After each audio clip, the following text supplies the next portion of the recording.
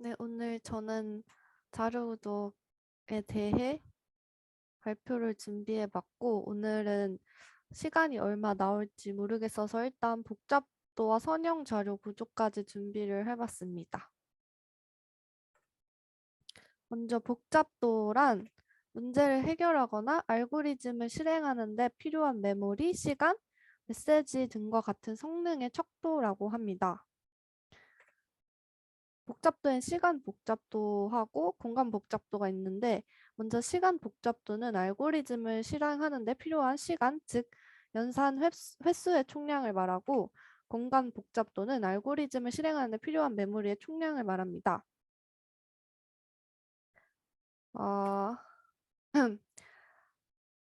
성능 측정을 왜 하는가 하면 주어진 문제를 해결하기 위해서 여러 개의 다양한 알고리즘을 사용할 수 있는데, 특정 알고리즘이 모든 부분에 있어서 항상 가장 뛰어나다고 할 수는 없으며, 이 때문에 다른 알고리즘과의 성능 분석이 필요하기 때문에 성능 측정을 한다고 합니다. 즉 어떤 상황에서 어떤 알고리즘을 사용해야 하는가를 생각해 볼 수 있는 것입니다. 여기 보시면 알고리즘 1과 2가 있는데, 1은 1부터 100까지 총 100번의 연상을 해서 덧셈 100번을 하는 반면에, 알고리즘 2에서는 총 3번의 연산을 해서 1부터 100까지의 합을 계산해낸 것으로 보아서 알고리즘 1보다 알고리즘 2가 훨씬 적은 작업량을 수행하므로 알고리즘 2가 성능이 더 좋다고 할 수 있습니다. 다음으로 시간 복잡도에 대해 알아보겠습니다. 시간 복잡도는 문제를 해결하는 데 걸리는 시간과 입력의 함수 관계를 가리키는데요. 어떠한 알고리즘의 로직이 얼마나 오랜 시간이 걸리는지를 나타내는 데 쓰이며, 보통 이 비곱 표기법으로 나타낸다고 합니다.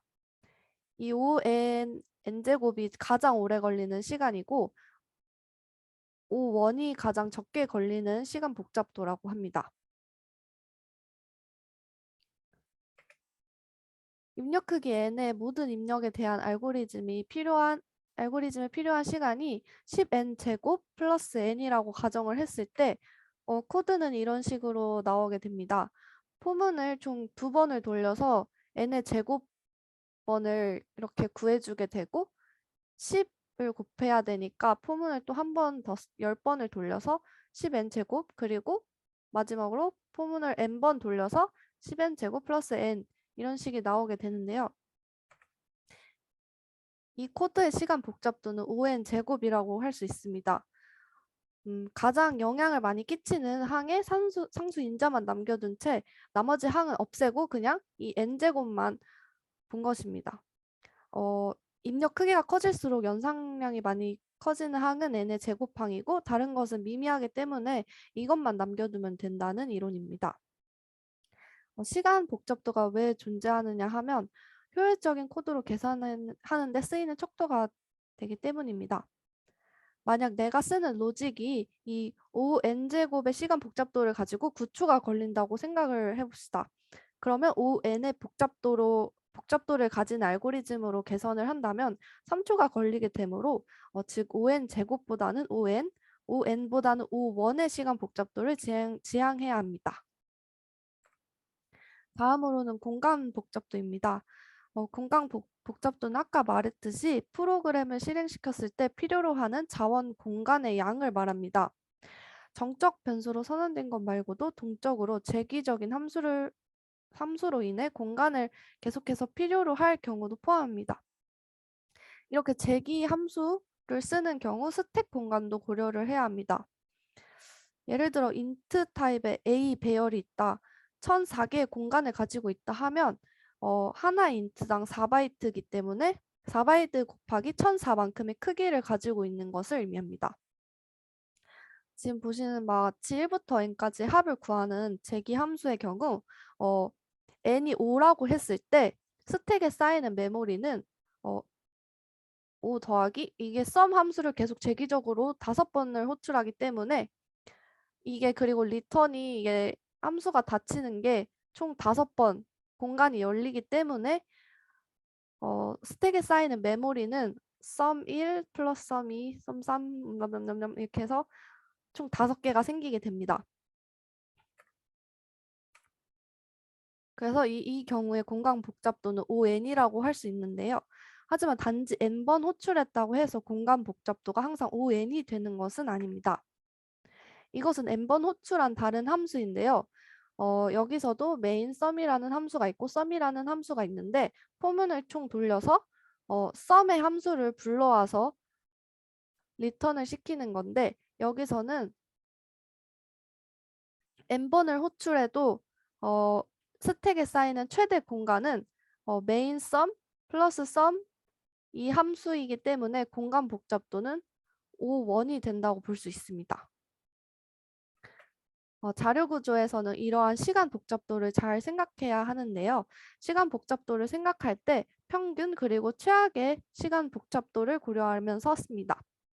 다음은 저희가 많이 쓰는 배열이나 연결 리스트, 스택 등등과 같은 시간 복잡도인데 평균의 그 케이스는 이러하지만 나쁜 경우로 생각하면은 시간 복잡도가 좀 늘어나는 경우도 있는데 이거는 이따가 뭐 하나의 예시를 들어서 설명을 하도록 하겠습니다.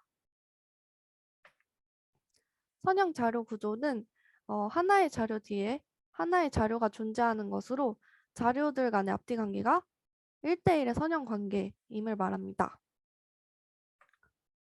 선형 자료 구조 첫 번째로 연결 리스트가 있는데 연결 리스트는 데이터를 감싼 노드를 포인터로 연결해서 공간적인 효율성을 극대화시킨 자료 구조입니다. 예를 들어 학교의 한 반에 있는 학생들을 데이터로 저장한다면 1번 학생의 데이터를 노드로 생성할 때 2번 학생 데이터가 어디에 있는지 그 주소, 노드의 위치를 표시하는 방식입니다. 연결 리스트는 삽입과 삭제가 O1이 걸리며 탐색에는 ON이 걸립니다. 삽입이나 삭제의 경우 원하는 위치 데이터가 가리키는 그 주소만 변경시키면 되기 때문에 삽입이나 삭제는 시간 복잡도가 낮고 그러나 탐색에서는 간단하게 이루어지지 않게 되는데 예를 들어 3번 데이터를 확인하기 위해서 무조건 2번 데이터를 거쳐야 하고 또 그 2번 데이터의 위치를 구하기 위해서 1번 데이터의 위치를 또 파악을 해야 하므로 ON이 걸리게 되는 것입니다. 이렇게 그리고 이중 연결 리스트의 경우를 봤을 때 이렇게 이전을 포인터로 가리키는 것을 프리브 포인터라고 하고 그다음에 다음을 가리키는 걸 넥스트 포인터라고 합니다. 여기서 단순 연결 리스트라고 되어 있는데 책에서는 싱글 연결 리스트라고 표현을 하기도 하는데 싱글 연결 리스트는 넥스트 포인터만 있는 것이고 이중 연결 리스트는 넥스트와 프리브 포인터를 둘 다 가지고 있는 것이고 이 원형 연결 리스트는 마지막 노드의 넥스트 포인터가 헤드 노드를 가리키는 것을 말합니다. 다음은 배열인데요. 배열은 같은 타입의 변수들로 이루어져 있고 크기가 정해져 있으며 인접한 메모리 위치에 있는 데이터를 모아놓은 집합입니다. 또한 중복을 허용하고 순서가 있다는 것이 특징입니다. 배열의 탐색은 O1, 삽입과 삭제는 ON이 걸립니다. 따라서 데이터 추가와 삭제를 많이 한다면 연결 리스트가 좋고 탐색을 많이 한다면 배열로 하는 것이 좋습니다.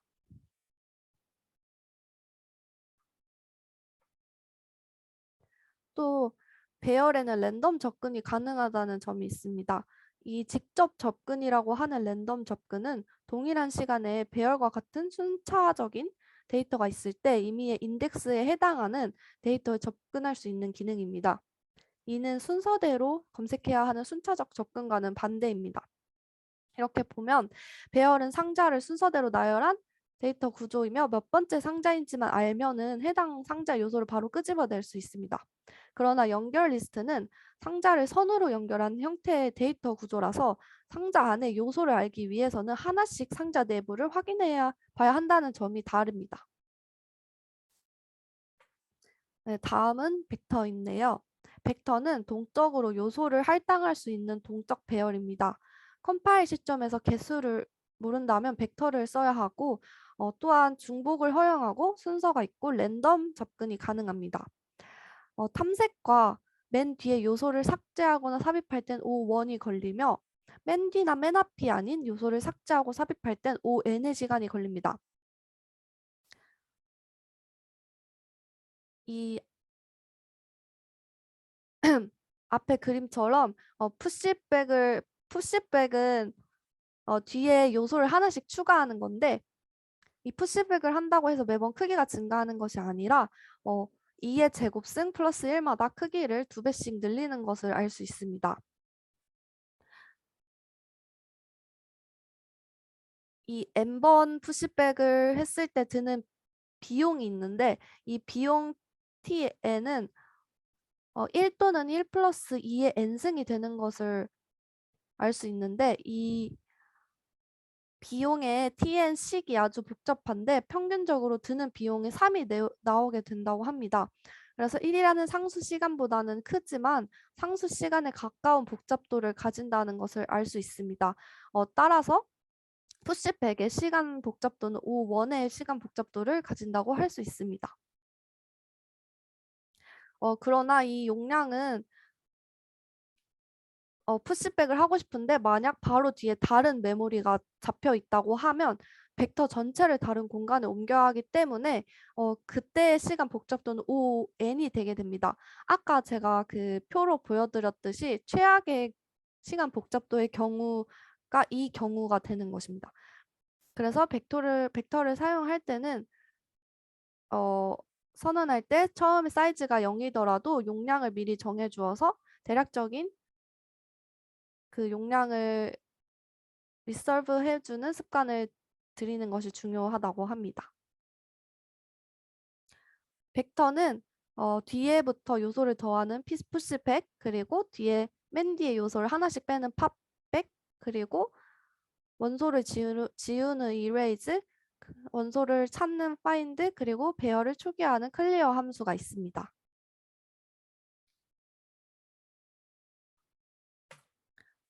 다음은 스택인데요. 스택은 가장 마지막으로 들어간 데이터가 가장 첫 번째로 나오는 성질입니다. 재기적인 함수 알고리즘에 사용되며 웹 브라우저 방문 기록 등에 쓰인다고 합니다. 삽입과 삭제에는 O1이 걸리고 탐색에는 ON이 걸립니다. 여기서는 푸시와 팝 함수를 통해서 푸시에는 데이터를 삽입하고 팝에서는 데이터를 빼내는 함수를 사용합니다. 그리고 스택과 비슷한 게 Q가 있는데 이 Q는 먼저 집어넣은 데이터가 먼저 나오는 성질을 지닌 자료 구조입니다. 나중에 집어넣은 데이터가 먼저 나오는 스택과는 반대되는 개념을 가졌습니다. 역시 삽입 및 삭제에는 O1, 탐색에는 ON이 걸리게 됩니다. Q는 CPU 작업을 기다리는 프로세스, 스레드 행렬 또는 네트워크 접속을 기다리는 행렬, 너비 우선 탐색, 캐시 등에 사용됩니다. 또 가장 최근에 저장된 값을 다음에 저장을 하는 걸 인큐라고 하고 가장 오래전에 저장된 값부터 나가는 것을 DQ라고 합니다.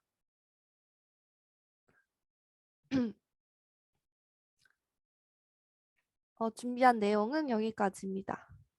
네, 감사합니다.